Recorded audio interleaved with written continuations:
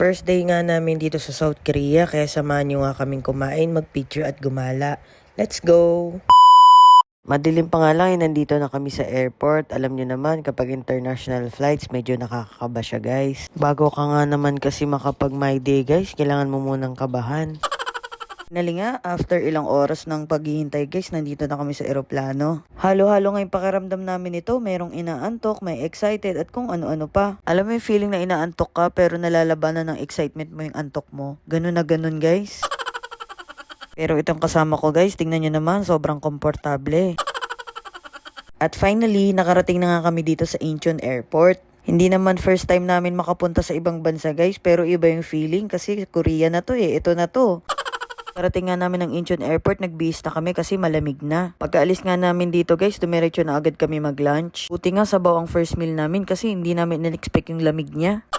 Anyway guys, 10 out of 10 tong first meal namin. Sobrang sarap at sobrang healthy. After nga namin kumain guys, meron daw kami pupuntahan at famous daw ito. Sabi nga ni madam dito guys, famous daw ito kasi lagi siya nanonood ng K-drama. So para sa kanya, famous daw to, char. Totoo lang guys, wala akong alam sa mga pupuntahan namin. Actually, hindi ko nga sinearch yung mga tourist spot na pupuntahan namin dito guys. Ako kasi yung tipo na tamang sama lang, ganun. For sure, sa mga mahiling mag-K-drama dyan, ilang beses nyo na nakikita to. Sabi nga ni madam, marami daw tumatalon dito, charing. Napakabilis nga ng oras dito guys. Alam nyo ba mga 4 na ata yun or 5 PM? Naisip ko nga nung time na to, maganda ata magpalit ng damit dahil tagusan na yung lamig niya sa akin guys. Buti na nga lang itong kasama ko, dead masalamig basta maka-aura siya.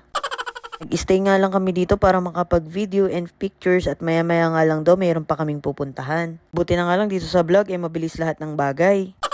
Maya-maya nga lang nakapunta na kami dito sa second destination namin, dito sa Namsan Tower. Kababa nga namin maglalakad pa kami dito paakyat. Hindi naman nahalatang nilalamig yung kasama ka dito guys, parang nanginginig pa siya. Sobrang ganda nga ng view dito guys. Makikita mo yung 360 view ng city lights. At sa nilayo-layo ng paglalakad, charing malapit lang yan guys, mabagal lang talaga kami. At finally, nakalapit na nga kami dito sa Seoul Tower. Ito na nga na video kung paano kami umakyat. Basta may elevator dyan guys. Tapos bumaba kami sa ibang floor. Ayun, naligaw-ligaw kami guys. Muntik-muntik na nga kami mag-away dun guys. Pero buti na lang, hindi natuloy. Kasi kung natuloy, wala siyang aura-aura na ganito, charing. Anyway guys, ito na nga yung famous na love locks. Ang daming locks talaga, day. Alam mo yung dikit-dikit na yung lock guys at medyo kinakalawang na nga yung iba. Dahil nga medyo naligaw kami kanina, hindi na kami nakahanap saan pwedeng bumili ng lock. Pero okay lang yun kasi masaya naman kami na nandito na kami together, you know. Anyway guys, part 1 pa nga lang ito ng ating Korea trip. Sana guys panoorin at i-share nyo pa rin yung susunod nating mga videos. Yun na muna guys, Jumps Red out. Thank you for watching.